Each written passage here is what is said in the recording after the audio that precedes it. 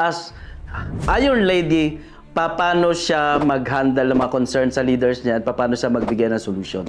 Yung isa sa ma-share ko up na talagang paano ko na-handle is yung mag-handle ng iba't iba yung personality. Then, paano ko siya na-handle? Naging competitive siya sa upline. Okay. Oo.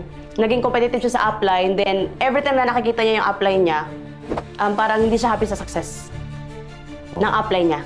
Okay. Then, hindi siya happy sa success ng upline niya. So, for 1 year na nagkasama, siya din mismo, wala na siyang results. Kasi parang every time na may sinasabi yung upline, meron siyang wall.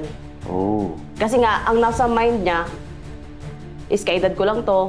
Mas magaling siya. Oo. Feeling mas magaling siya sa apply niya. Yes, up. Oh. So hindi niya tanggap. Hindi niya tanggap.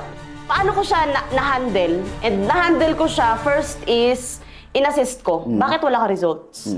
So, kailangan ko muna maintindihan saan nang gagaling. Oh. Ano yung root? Bakit ka ganyan?